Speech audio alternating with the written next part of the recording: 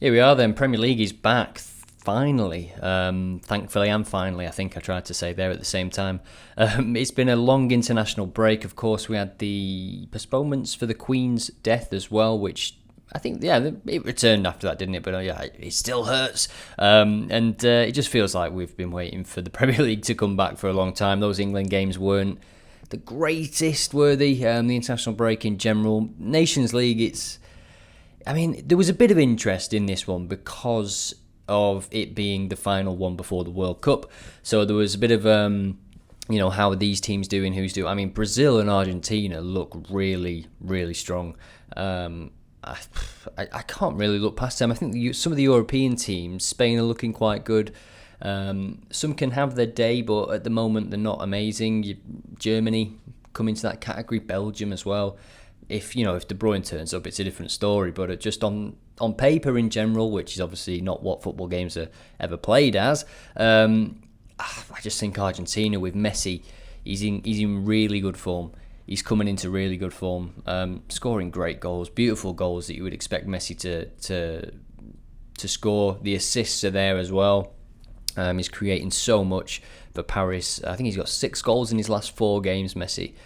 Including a couple of really nice goals in the final game for Argentina, a free kick that just ran along the floor, and then a first-time dink lob over the keeper from sort of maybe 25 yards or something. Keeper was coming out, Messi just first-time dink. He's just a genius, and I think going into the World Cup, if he's in that kind of form, then it's going to be amazing to watch, really is. And Ronaldo, he's got some critics at the moment, but he loves to bounce back. He probably thrives off hearing it. Maybe not as much as he used to, because there is a bit of reality to it that he is old and he's not built like Messi. He can only really score certain type of goals at the moment. I mean, if you give him space and time to finish, he still will finish. It's just whether he can find a team and a system that wants him to be there, because Portugal fans and some of the journalists are saying that he should probably be a sub, actually, given how he's performed and given the type of players that they could have in there. They've got Jota, they've got Pedro Neto as well. They've got a good squad, and I still think Ronaldo will play a part at the World Cup. He'll win them some games, I'm sure. He turns up, doesn't he, in the big tournaments.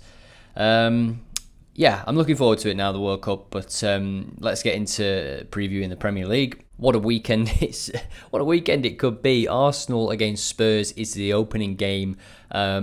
Cracking fixture. I mean, I'm looking forward to that. Really looking forward to that. Conte and Spurs going to Arsenal. They will look to frustrate and quiet the crowd. I think there'll be a lot of gamesmanship in that game. I'm really interested to see who starts. I think he could start with a 3 of Kane, Richarlison and Son, which is probably risky. It's probably more risky than he would want, but I kind of think Conte might be forced into that, just given how Son scored a hat-trick off the bench, didn't he? I mean, it would be hard to drop him, and you would think Kulusevski is the smarter choice. He might drop Richarlison, but I think Richarlison would not be happy. And in this kind of game, you might want Richarlison as well. You might want someone like Richarlison who can just agitate and quieten the crowd a little bit, and get other players riled up while scoring important goals as well. He's in great form, and he wouldn't be happy to be sat on the bench as well. So it's going to be a tough one for Antonio Conte, not just the game, because Arsenal are in fantastic form as well. Generally speaking, the players are playing well. Good win at Brentford. It's not an easy place to go, Brentford.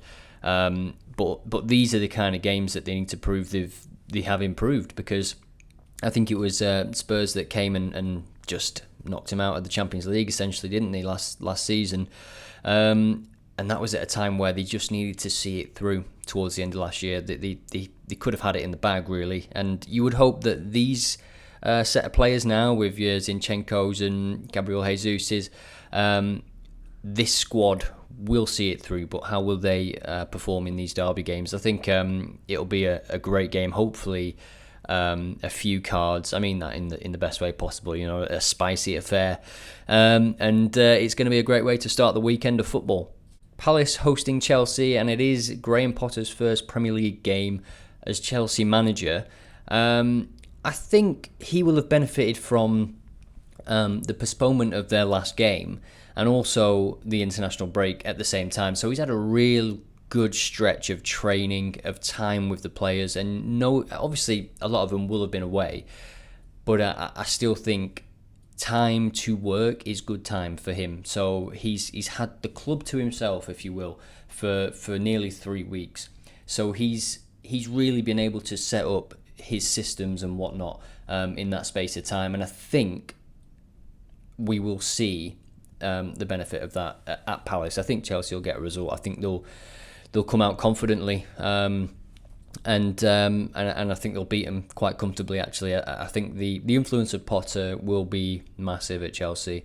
Palace have been playing well. They've impressed me, to be honest, this season a lot. They've got some really good players in there that I think if they can stick together, that team, and in the future, Eze, Elise, Zaha, they've got some real good talents. Mitchell as well. All of the defence. Anderson is a great player, really. His passing is unreal as well from the back. So if they can keep the squad together, and Vieira is growing all the time and getting better as a manager as well. So yeah, gradual improvements for Palace, and I'm thinking maybe 3-1 for this game. Fulham Newcastle, the Mitrovic derby. He got a knock on the international break, but I think he's going to be okay. Fulham have looked good. This could be a good game. And I wouldn't be surprised if Fulham get a result, actually, a draw or a win for Fulham, because Newcastle need to start scoring goals. They need to start scoring more goals. They had a lot of the ball in the last game. I think was it Bournemouth 1-1. They had a lot of shots, but the shots were neither here or there. They were sort of timid. They need to be a bit more clinical. Every player in the top end of the pitch needs to be more clinical, not just Isak or Wilson or whoever is the number 9. When Joelinton breaks through, he be a bit more clinical. Since the sacked Scott Parker, Bournemouth have picked up points. They've drawn 2 and won 1. Big win as well away at Forest. And actually, Gary O'Neill came in and he put Neto, who they signed from Barcelona on a free. He put him into the side, and Neto hasn't lost any of those 3 games that he's played in, and they actually bounced back from the 9-0 with a clean sheet, which I thought was unbelievable. It was against Wolves, so they are the worst goal scorers in the league, as we said, and they're away at West Ham. Actually equal worst goal scorers in the league with West Ham. So that could be it's the 5:30 game. It could be a bit of a slow one, shall we say.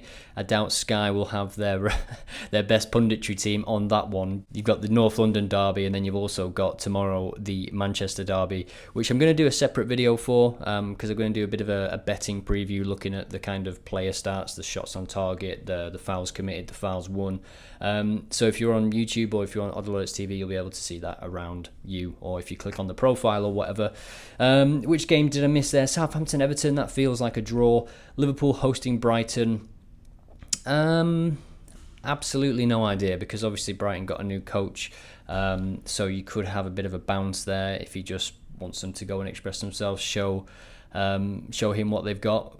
Where better to do it at Liverpool? I'm being serious when I say that. Brighton, they like to play, they like to have a lot of space in a big pitch, and Anfield certainly can be that if you make it so. Quite a nice set of fixtures, isn't it, to welcome back the Premier League.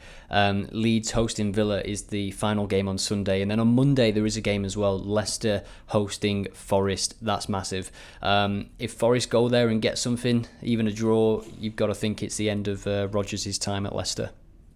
I'm giving away a copy of FIFA 23. It's just come out today. I'll tell you what, FIFA 23 or Football Manager. So I'll pre-order you Football Manager, or I'll just buy you FIFA this weekend. How patient are you, I guess? What you have to do is say who you think will score first in the North London derby. So type Harry Kane if you want to be correct. And then whoever it is, then I will do a draw from all the people that guess correctly, and one of you will win either FIFA or Football Manager, or a mystery shirt. You throw that in there, maybe you're not a gamer. So those are the 3 prizes, 3 solid prizes, I think. So yeah, my entry is Harry Kane. Let me know in the comments.